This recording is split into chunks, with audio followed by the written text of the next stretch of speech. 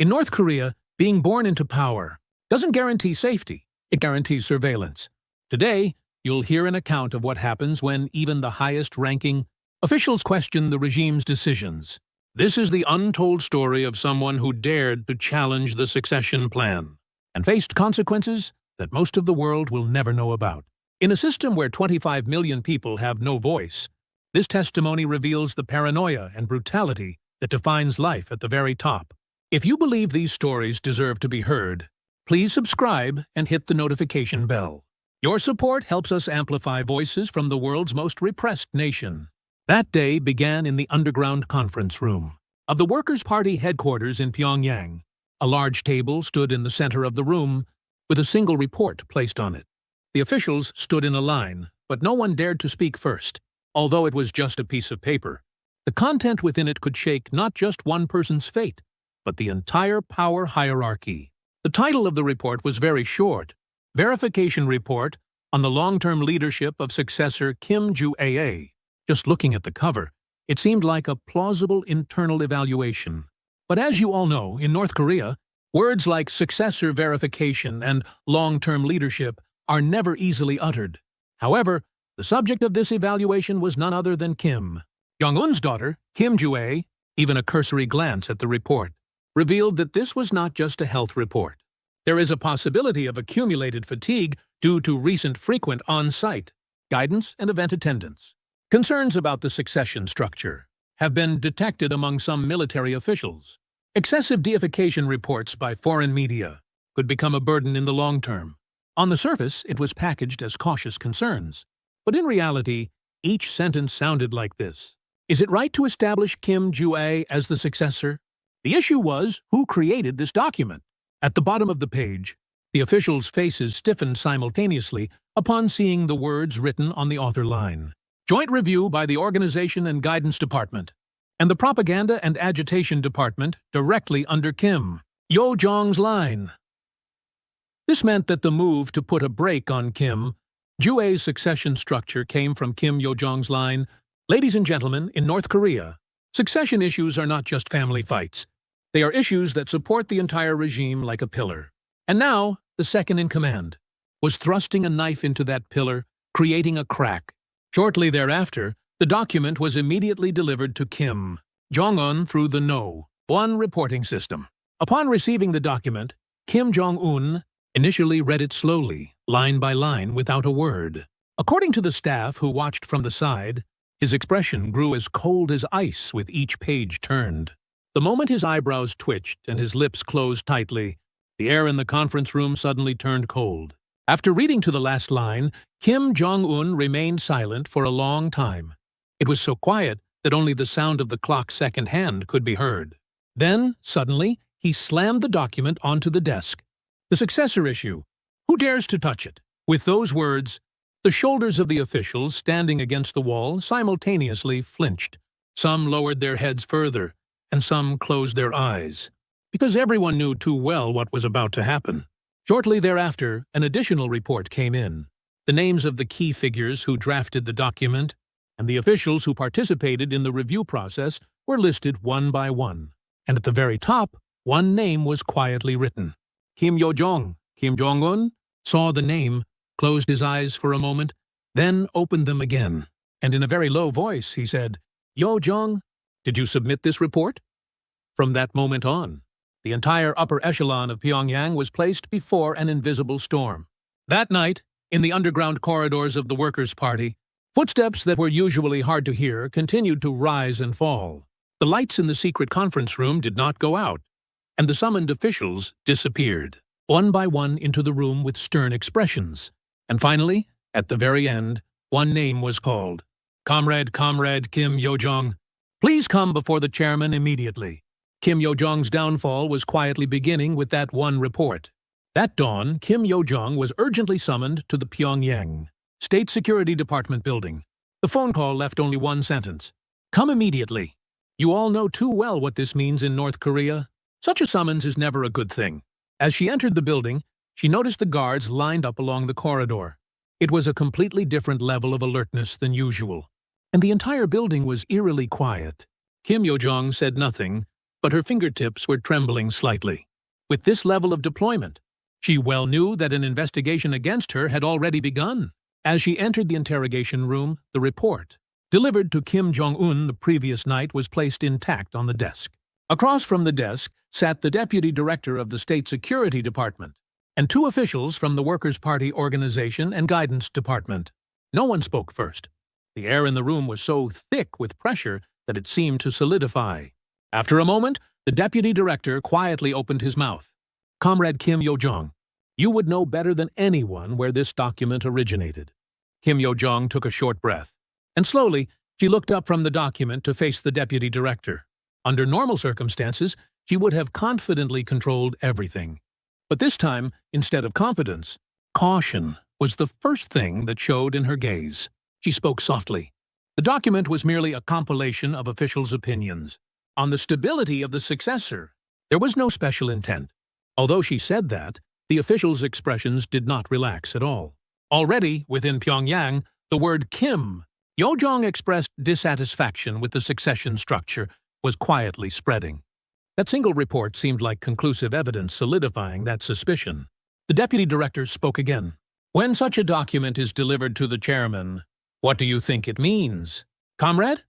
This meant, "We believe you submitted it on purpose." The interrogation room fell silent again. Not even the sound of the wind could be heard.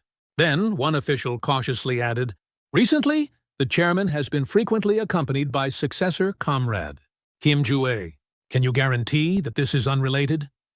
Upon hearing these words, Kim Yo-jong's facial expression changed ever so slightly. Instant confusion, injustice, and inexplicable anxiety all flashed across her face at once, they say. She too knew the true meaning of this question. Was there an intent to shake the succession structure? Did you try to stop Kim Jong-un's rapid rise? These two questions are absolutely unforgivable in the North Korean regime. It's a question heavier and more dangerous than any mistake, than any power struggle. Kim Yo-jong ultimately couldn't answer. If she answered incorrectly, she would be purged immediately. And even if she answered well, her trust was already broken. The investigation continued throughout the dawn. The moment she left the building with a tired face, she realized, this fight is already over. The power within Pyongyang had turned its back on her, and Kim Jong-un had already made his decision the moment he was reading the report. Her fate began to quietly tilt the moment the investigation room door closed that dawn. After the investigation by the security department ended and Kim Yo-jong returned to her office, she leaned back in her chair and exhaled deeply. But her mind didn't calm down at all. The subtle hostility buried in every glance, and every fleeting moment thrown by the officials during the investigation didn't leave her mind. She looked at the cold glass of water on her desk, and suddenly, a scene from long ago flashed like lightning. Malaysian airport. The moment Kim Jong-nam staggered with his face covered in the middle of the crowded departure hall. With just that one scene reported on TV news, the atmosphere within North Korea froze in an instant. At that time, this was the talk among the officials. Once the chairman's decision is made, it is never reversed. That statement was enough explanation even for those who hadn't seen Kim Jong-nam's end with their own eyes. As Kim Yo-jong recalled that memory, she felt cold sweat forming on the back of her hand, because she knew all too well that neither Kim Jong-nam at that time, nor herself now, would be protected by the fact that they were blood relatives. She looked out the window and muttered, while watching the repetitive convoy of military vehicles under the gray sky of Pyongyang, "Did I really do something wrong? Or was the plan already set a long time ago?" But there was no time to ponder, because from that afternoon, the movement within Pyongyang towards her changed drastically. First, the officials who used to frequent her office stopped coming. The staff who always spoke to her first avoided her gaze, and even her secretary's tone became stiff. Her bodyguards were also replaced. In North Korea, a bodyguard replacement is practically a declaration of a breakdown in trust. By evening, two unfamiliar vehicles were quietly parked around her house. The windows were tinted black, and no engine sound could be heard. But their mere presence was enough to feel threatened. That night, she couldn't sleep. Every time she closed her eyes, the image of Kim Jong-nam lying on the airport floor came to mind. And at some point, a sentence popped into her head. If my brother ended up like that, Is there any reason why I couldn't? The vague fear had now become a realistic terror, and she made a decision. I have to get out of here. If not now, I'm finished. From that dawn onwards, Kim Yo-jong's daily life changed completely. The warning sound that kept echoing deep within her mind now became almost audibly clear. The first thing she did when she opened her eyes in the morning was to check outside through the window gap. Even a single newspaper placed in front of the entrance, and the faces of people she encountered in the elevator all seemed suspicious, they say. She finally made a decision. If I stay here, I will die. And that decision began to become reality sooner than she thought. A few days later, when she returned to the Workers' Party building, she felt a completely different atmosphere than usual. People were polite, but their eyes seemed to avoid her. As an official passed by and briefly said, "You'll hear from us soon," she realized that she couldn't stall any longer, they say. That afternoon, she secretly sent a message to an official she had long lost contact with. He was a foreign ministry figure who frequently traveled abroad and had worked with her on several projects in the past. Most importantly, he knew one crucial secret. He was once the person who managed Kim Jong-un's movements. That night, the two met in a remote annex on the outskirts of Pyongyang. Only half of the lights were on, and there wasn't a single guard outside. As soon as he closed the door, he spoke in a low voice. "Comrade Yo-jong, I know why you contacted me in this situation, even without me asking." Kim Yo-jong looked at the floor, and then quietly raised her head and said, "I can't hold on any longer here. I'll end up like that too, like Kim Jong-un." The official's eyes wavered. He pondered for a moment, and then took out a small envelope and placed it on the desk. "This is a document I've been holding on to. I originally hoped it would never be used. But it seems like you need it now, comrade." Inside the envelope were only a few pages of documents, and the title at the top made her hands tremble. Pyongyang Nuclear Facility Relocation Scenario, Overseas, Top Secret. "Will this be enough to save me?" she muttered to herself. But the official shook his head.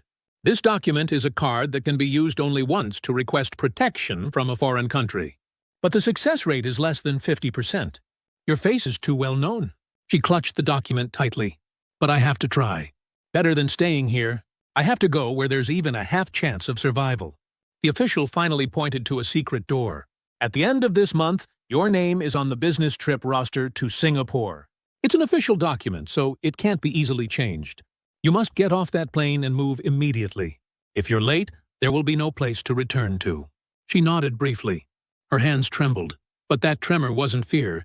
It was preparation for a path she could no longer turn back from. The official quietly added, "If you fail, you won't be able to return to Pyongyang." That night, Kim Yo-jong looked up at the sky of Pyongyang and thought, "Now, it truly begins." On the morning of the business trip, Kim Yo-jong woke up in a strange stillness she had never felt in her life. Her heart wasn't pounding. It was so quiet, it was as if she couldn't hear any sound at all, they say. She dressed much more simply than usual and wore a suit in the least noticeable color. Even after that, she looked in the mirror and said with a self-deprecating smile, "I wonder if there's anyone who doesn't know my face." Pyongyang Sunan Airport. She walked slowly through a separate passage used only by high-ranking diplomats and party officials. Immigration and security checks were mostly formalities due to her high rank, but today her heart pounded with every minor movement. She moved with 2 escorts. Normally, she should have had at least 4 or 5 people with her, but this time it was unusually few. That very point felt like an ominous signal. Just before boarding the plane after passing through the departure gate, a cadre who had secretly met with her sent a final message. Upon arrival in Singapore, proceed to the airport cafe, Harbor 17. There, the contact will call out your name. She nodded casually, but inside, she was already extremely tense. The plane arrived in Singapore a few hours later, and Kim Yo-jong was the first to get up from her seat and step into the aisle. But at that moment, she felt a strange gaze fixed on the back of her neck. She turned her head slightly to see 2 bodyguards following her closely without a word. "It's still okay. It's okay," she thought to herself, trying to maintain a calm expression. However, the moment she stepped into the airport arrival lobby, she stopped without realizing it. 3 unfamiliar men stood in front of her. They held document envelopes and wore diplomatic badges, but their expressions were those of thoroughly rigid State Security Department agents. One of them slowly called out her name. Comrade Kim. Yo-jong! The moment that name was heard in the airport, her legs went weak. She began to feel as if she were watching this entire situation from the outside. Not out of fear, but out of resignation, thinking, it's really over now. They spoke in a gentle voice. The chairman is urgently looking for you. Please accompany us now. Their words were polite, but the firm grip on her back allowed no refusal. Her prepared escape route, the cafe called Harbor 17, and the hope of being protected by classified documents. All of it shattered in just 6 seconds. She quietly bowed her head. Resistance was futile, and the path to escape was already closed. At that moment, she saw the cafe sign Harbor 17 in the distance. It was just 2 more steps away. But the state security agent holding her wrist whispered, "If you go that way, comrade, it will be difficult for you to return alive today." Kim Yo-jong said nothing. In the end, she moved quietly through the crowd, escorted by the agents, to the place where a secret vehicle awaited. And that moment became the last sight of Singapore she would see. The moment she stepped into the empty VIP passage behind Singapore Airport, Kim Yo-jong realized that the path back to Pyongyang had already opened. That passage, rarely used except for diplomatic events, had only half its lights on that day. Even that level of illumination felt strangely cold. The agent said nothing. Instead, they moved closely beside her, their elbows brushing against hers. That silence was even more frightening.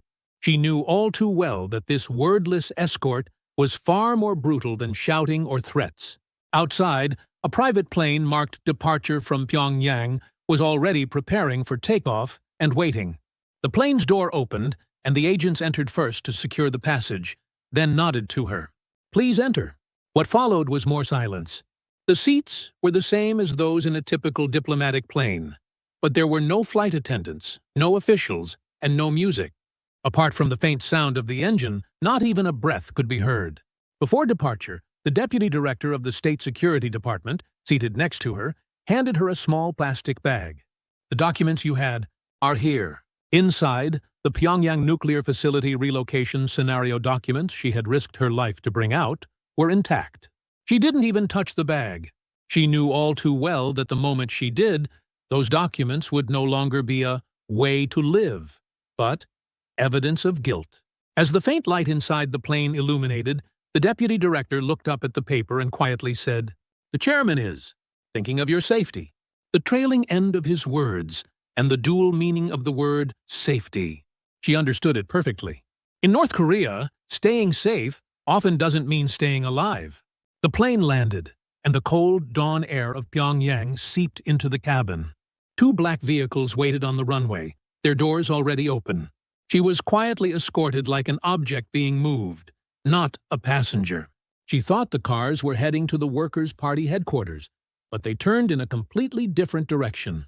Towards the Mirim Special Facility, where Kim Jong-un and the top leadership conducted secret investigations. A space even general cadres couldn't enter. The place high-ranking officials visit last when they get into trouble. Inside the building, it was strangely clean, with no odors. The walls were white, the corridors long, and the lighting too bright. And that brightness was even more unsettling. She thought, this isn't a place where people stay long. Entering a small room, there was just a table and a chair. Only the wall clock ticked, tock, tock. She said she didn't know how many hours she waited there.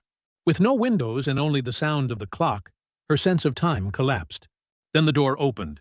2 agents in black uniforms entered. They held no documents, no conversation, no questions, just a short sentence. "Comrade Kim Yo-jong, from now on, you must come with us." There's no need to explain what this means in North Korea. She stood up quietly, and in that moment she realized, the moment she returned to Pyongyang, everything was already over. The door that had opened was not actually an exit. That night, the white room of the Mirim Special Facility was as quiet as if time had stopped. Every time the second hand of the wall clock ticked, tock, tock, Kim Yo-jong felt as if she was walking one step deeper into the darkness. Although she was sitting in a chair, her body was so stiff that even the sensation in her fingertips disappeared. This is really the end. That's what she thought. Few high-ranking officials who entered this room ever reappeared on the streets of Pyongyang, a place where names and records disappear without a trace. That was the role of this facility. The door opened quietly. Two deputy directors of the State Security Department walked in without any expression, and their footsteps spread dryly in the empty room. The chairman has made a final decision. The moment that sentence fell, Kim Yo-jong felt as if she was falling deep into the ground.